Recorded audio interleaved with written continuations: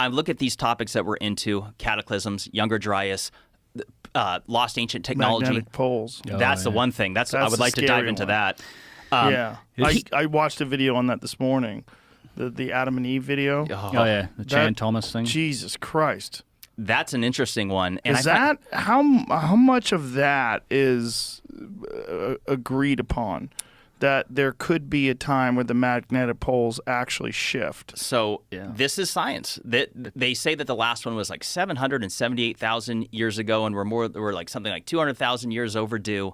But the Adam and Eve story, the theory of that is that it happens in cycles of 6,500 years, and that it's a 90-degree flip, but 6 days later, or on the seventh day, it corrects itself. The planet flips, not just correct. It's a planet flip, 90-degree, and that because of it, the Earth essentially does a standstill. The sun will basically stay in the same spot, causing heating like we've never experienced, and that the wind and the waters continue with their momentum.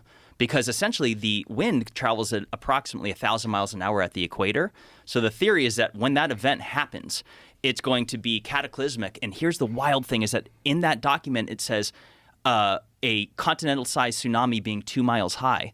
Well, I showed you the Emikusi volcano in Africa in the Sahara, which is at 11,300 feet, that has salt as well as evidence of gastropods, sea life. That's 2 miles high. Yes. And I'm like, it would make a lot of sense. Like if you look at the Bible and involving like Revelations and it's saying like 6 days. 6 days on the seventh day, God rested. In that document, it says 6 days things start simmering down a bit, and by day 7 things are starting over new. So what's the science behind this complete reversal of the magnetic poles? So real quick, this is the part that sets me off about this is that any article you ever read on this, it makes it crystal clear that this will not be apocalyptic.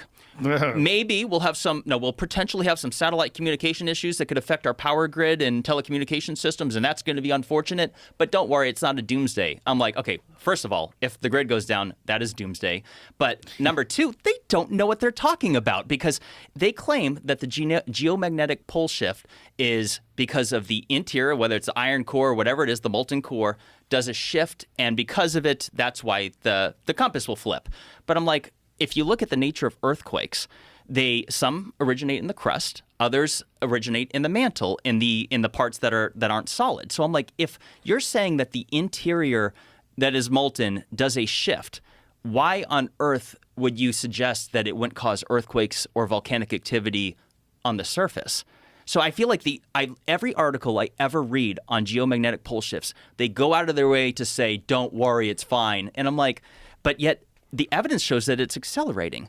Back in just the 1990s, it was traveling, the North Pole was transitioning at 10 miles a year. Now it's at 40 or almost 40 miles. It's accelerating. And then the Adam and Eve story, it talks about, or actually, no, not the Adam and Eve story. There was a documentary on Nova years ago that the evidence shows that when they've studied all the other volcanic rock, for prior known pole shifts, because keep in mind, there's hundreds that are known. This has happened throughout millions and millions of years. This is mainstream science. The poles do flip.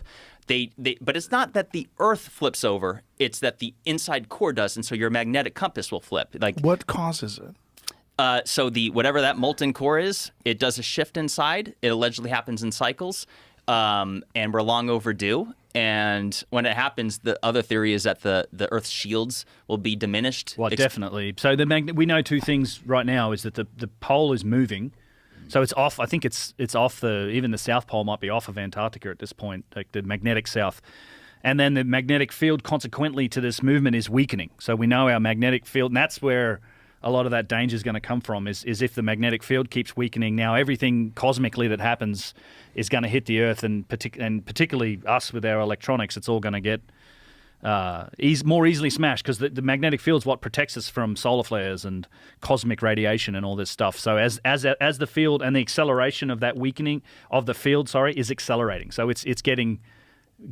weaker faster. So we seem to be heading towards a unknown or undetermined time where the poles may shift. Like the polarity of the Earth will shift, and the compasses. And will are flip, there any estimates on when this could possibly take place?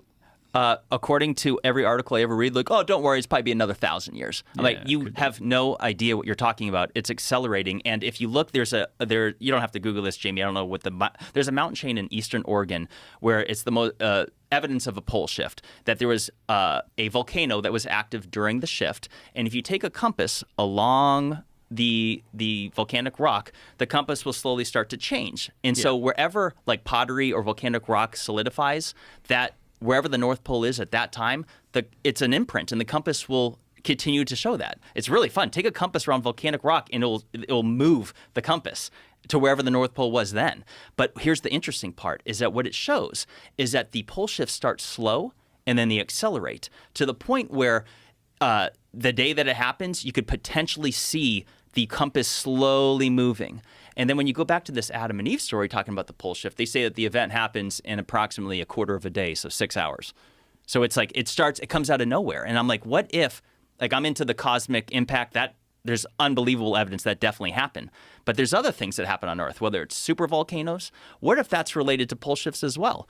And the reason why the evidence wouldn't be necessarily that we couldn't find it is because if the Adam and Eve story, if the details discussed in it are accurate, the reason why we're not seeing the evidence of it is because it flips right back and thus masks the evidence that it ever happened.